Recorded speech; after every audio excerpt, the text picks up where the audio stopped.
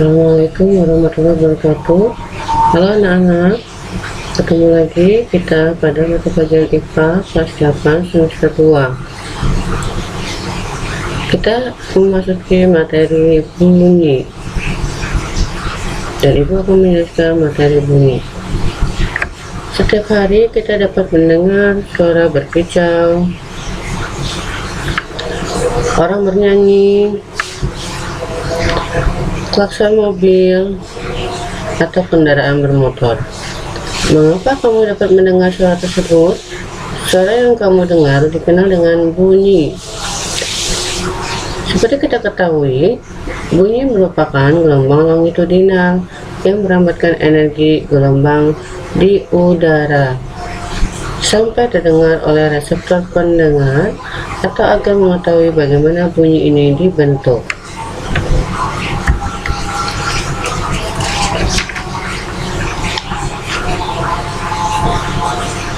Bunyi, pengertian bunyi adalah sesuatu yang dihasilkan dari benda yang bergetar.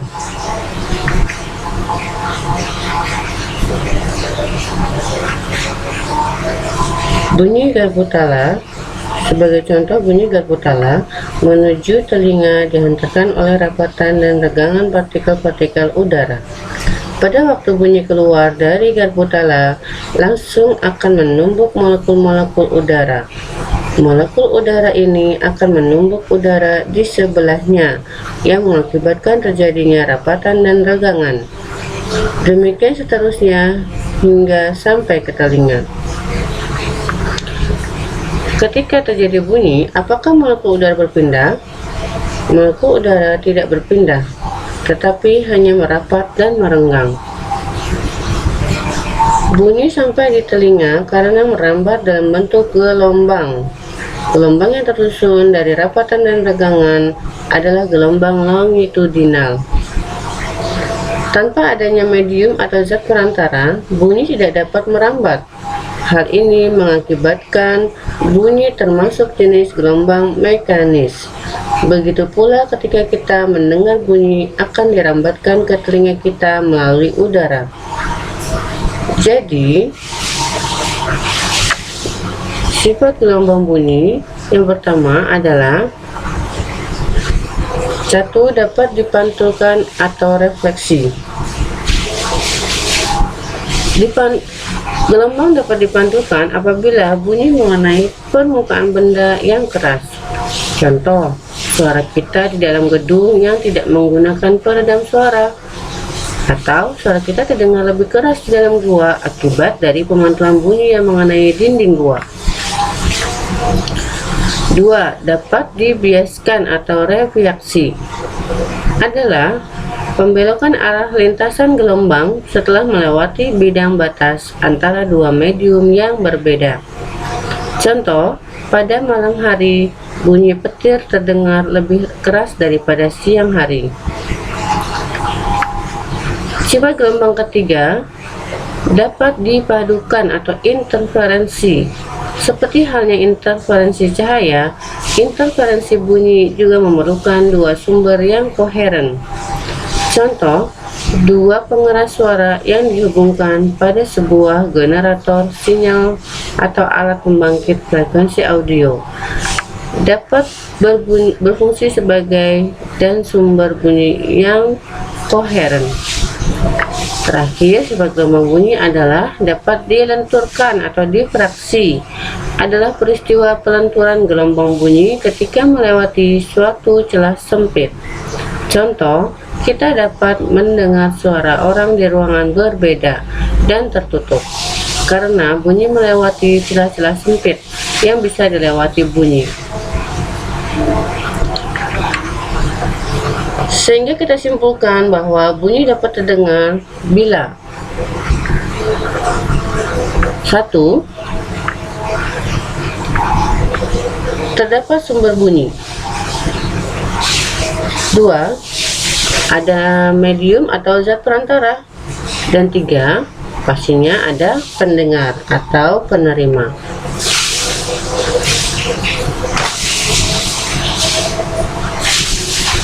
Seberapa cepat kita dapat mendengar bunyi?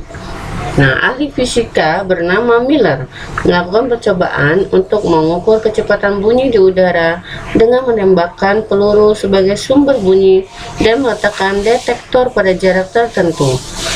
Pada percobaan tersebut, kecepatan bunyi tergantung pada temperatur. Semakin rendah suhu udara, maka semakin besar kecepatan bunyi. Hal ini yang menjelaskan mengapa pada malam hari bunyi terdengar lebih jelas daripada siang hari. Pada siang hari, gelombang bunyi dibiaskan ke arah udara yang lebih panas atau ke arah ke atas karena suhu udara di permukaan bumi lebih dingin dibandingkan dengan udara pada bagian atasnya. Berlawanan pada malam hari, gelombang bunyi dipantulkan ke arah yang lebih rendah karena suhu permukaan bumi lebih hangat dibandingkan dengan udara pada bagian atasnya. Sehingga menurut Miller, cepat rambai bunyi di udara dipengaruhi oleh suhu dan jenis medium. Kalau kalian perhatikan, medium jenisnya banyak seperti udara, air laut, aluminium, tembaga, dan besi. Nah, setiap medium tadi itu memiliki cepat rambat berbunyi.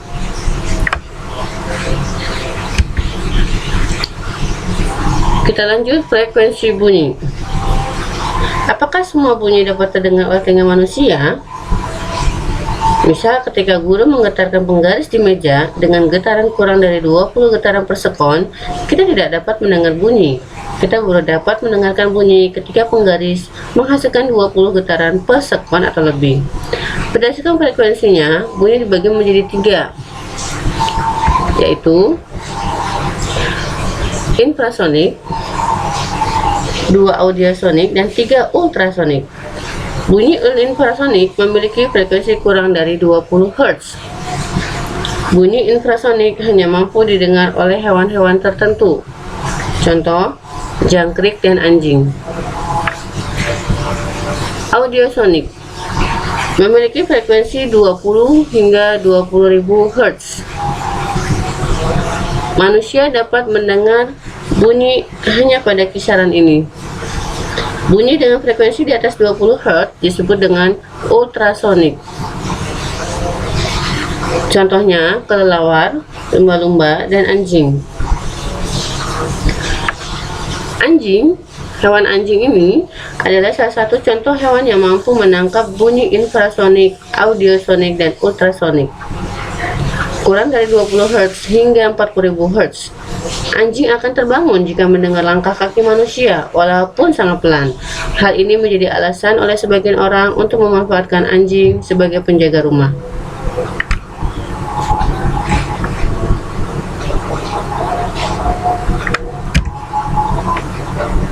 Nah, ini gambar lumba-lumba dan kelelawar.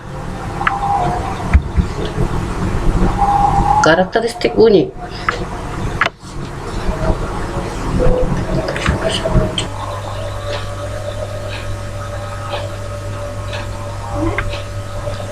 Ya, kita lanjutkan karakteristik bunyi. Ketika kamu mendengar bunyi, apakah kamu dapat membedakan sumber bunyi? Misalnya, ketika membedakan bunyi gitar dan piano. Mengapa kamu mempunyai kemampuan itu? Hal ini disebabkan oleh setiap gelombang bunyi memiliki frekuensi, amplitudo, dan warna bunyi yang berbeda, meskipun perambatannya terjadi pada medium yang sama. Pertama, tinggi rendah dan kuat lemah bunyi. Pada waktu memainkan alat musik, kamu dapat menentukan tinggi rendahnya bunyi. Pada orang dewasa, suara perempuan lebih tinggi dibandingkan suara laki-laki. Pita suara laki-laki yang bentuknya lebih panjang dan berat mengakibatkan laki-laki memiliki nada dasar sebesar 125 Hz, sedangkan perempuan memiliki nada dasar 1 oktav atau 2 kali lipat lebih tinggi, yaitu sekitar 250 Hz. Bunyi dengan frekuensi tinggi akan menyebabkan telinga sakit dan nyeri karena gendang telinga ikut bergetar lebih cepat. Tinggi rendahnya nada ini ditentukan oleh frekuensi bunyi tersebut. Semakin besar frekuensi bunyi, maka akan semakin tinggi nadanya.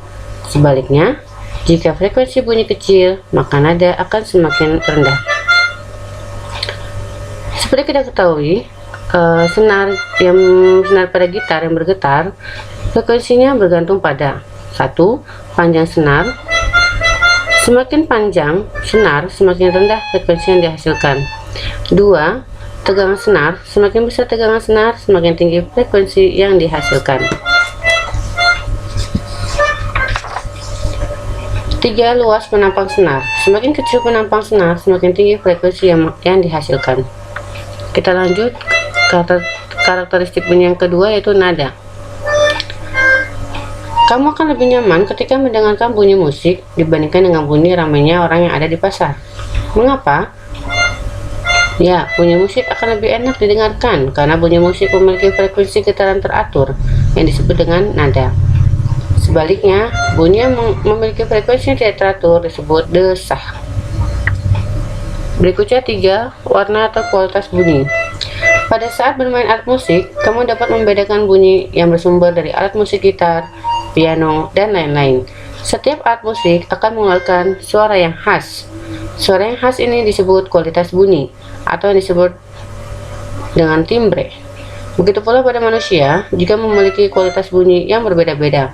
Ada yang memiliki suara merdu atau serak.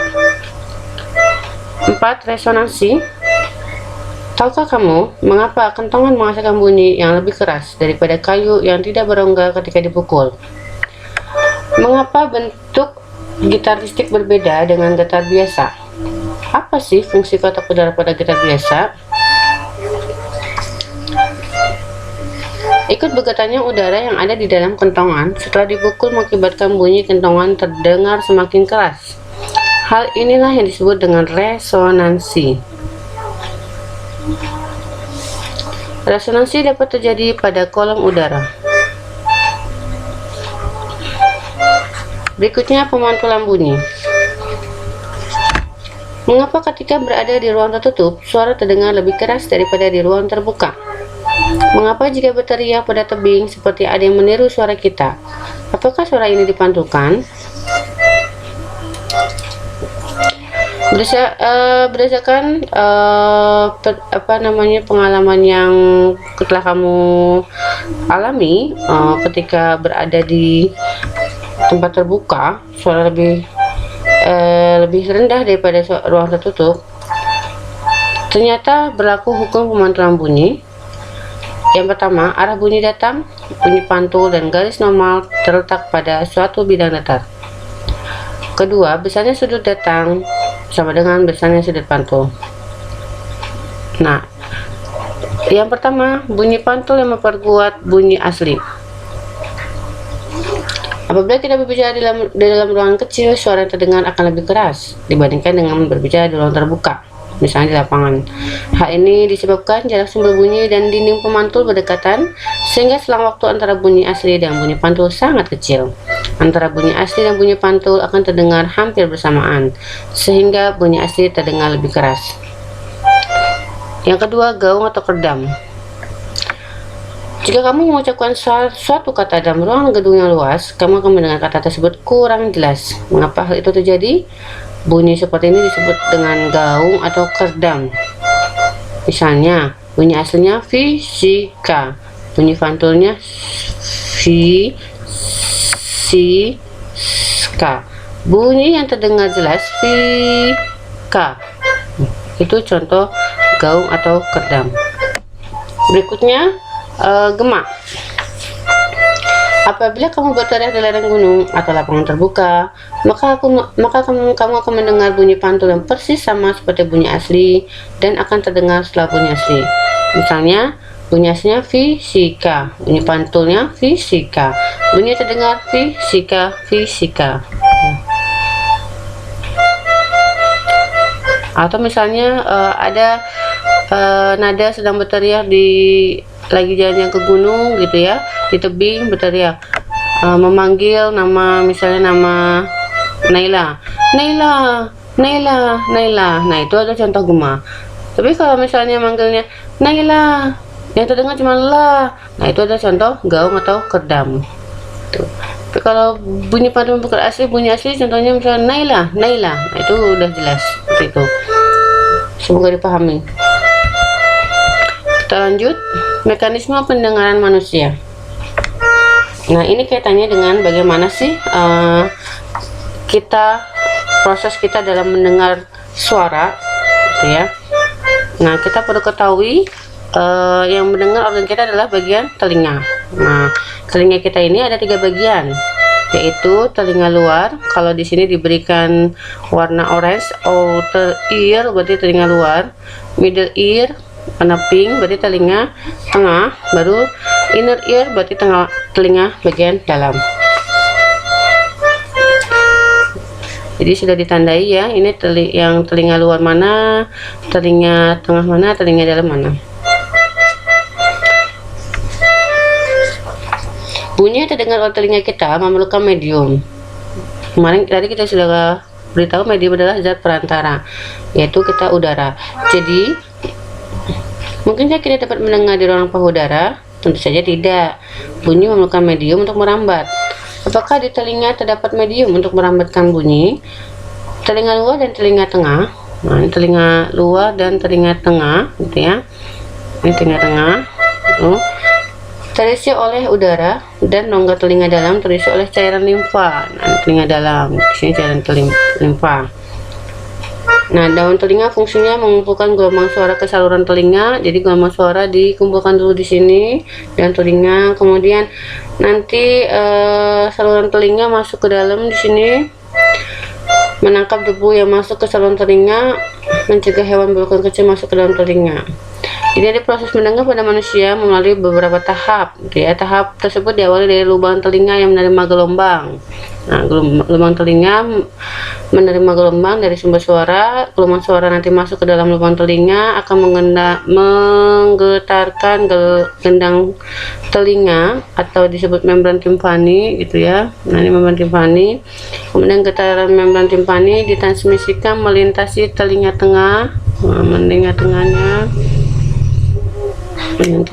Transmisi telinga tengah melalui 3 tulang kecil. Nanti ada tulang kecil, di sini ada tulang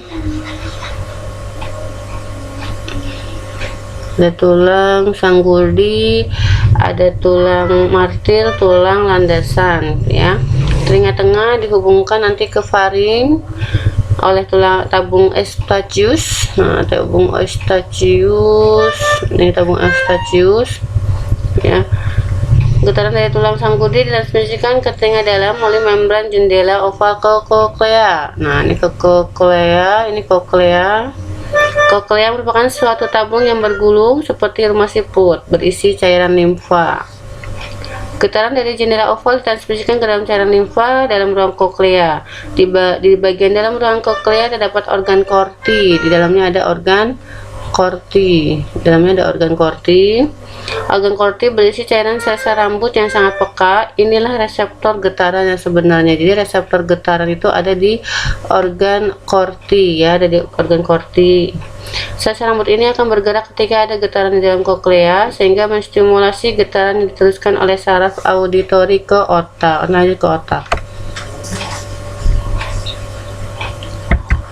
Oke, kita lanjut pendengaran pada hewan. Nah, tentunya kamu pernah melihat anjing yang menggerakkan telinganya. Anjing sering menggerakkan telinga ketika melakukan pelacakan atau berburu. Kemudian beberapa mamalia akan menggunakan daun telinga untuk memfokuskan suara yang diterimanya. Sistem ini disebut dengan sistem sonar, yaitu sistem yang digunakan untuk mendeteksi tempat dalam melakukan pergerakan dengan deteksi suara frekuensi tinggi atau ultrasonik. Sonar atau sound navigation and ringing merupakan suatu metode penggunaan gelombang ultrasonik untuk menaksir ukuran benda, bentuk, letak, dan kedalaman benda-benda. Oke. Nah, yang pertama hewan kelelawar. Nah, kelelawar ini dapat mengeluarkan dan menerima gelombang ultrasonik dengan frekuensi di atas 20.000 Hz pada saat dia terbang. Gelombang yang dikeluarkan akan dipantulkan kembali oleh objek yang akan dilewatinya dan diterima oleh receiver atau penerima yang berada di tubuh kelelawar. Nah, kelelawar ini mampu menentukan lokasi disebut dengan ekolokasi. Rentang frekuensi yang mampu didengar oleh makhluk ini terbatas, sehingga kelelawar harus mampu menghindari efek Doppler yang muncul. Jadi kalau pada saat terbang dan berburu, kelelawar akan mengeluarkan bunyi yang frekuensinya tinggi, kemudian mendengarkan gema yang dihasilkan. Pada saat kelelawar mendengarkan gema, kelelawar hanya akan terfokus pada suara yang dipancarkannya sendiri. Rentang frekuensi yang mampu didengar oleh makhluk ini terbatas, sehingga kelelawar harus menghindari efek Doppler yang muncul. Menurut efek Doppler, jika sumber bunyi dan penerima suara keduanya tak bergerak, maka penerima akan mendengar frekuensi bunyi yang sama dengan yang dipancarkan oleh sumber suara. Akan tetapi, jika salah satu dari sumber bunyi atau penerima suara tersebut bergerak, frekuensi yang diterima akan berbeda dengan yang dipancarkan. Pada kedua keadaan tersebut, frekuensi suara yang dipantulkan dapat jatuh ke wilayah frekuensi yang tidak dapat didengar oleh kelelawar. Jadi agar dapat menghindari efek Doppler, kelelawar akan menyesuaikan besar frekuensi suara yang dipancarkannya. Misalnya, kelelawar akan mengirimkan suara berfrekuensi tinggi untuk mendeteksi lalat yang bergerak menjauh, sehingga pantulan tidak hilang. Jadi efek Doppler ini semakin dekat dengan sumber suara, suaranya semakin keras, semakin jauh maka semakin berkurang gitu dengan sumber suara. Berikutnya, lumba-lumba. Nah, tentunya kita semua pernah melihat lumba-lumba. Nah, kita tahu habitat asal lumba-lumba dari lautan gitu ya. Dia dapat dilihat di permukaan air, namun sebagian besar waktu mereka di kedalaman lautan yang cukup gelap. Sekalipun hidup di kedalaman laut, lumba-lumba mempunyai sistem yang memungkinkan untuk berkomunikasi dan menerima rangsangan, yaitu sistem sonar. Sama seperti pada kelelawar, sistem ini akan berguna untuk mengindrai benda-benda di lautan, mencari makan, dan berkomunikasi.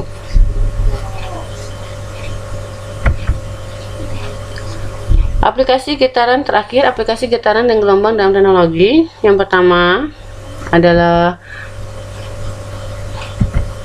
USG, ya, seperti ini gambarnya. USG atau ultrasonografi merupakan teknik pencitraan untuk mendiagnosis gitu ya, untuk diagnosis dengan menggunakan gelombang ultrasonik. Jadi USG itu dengan gelombang ultrasonik.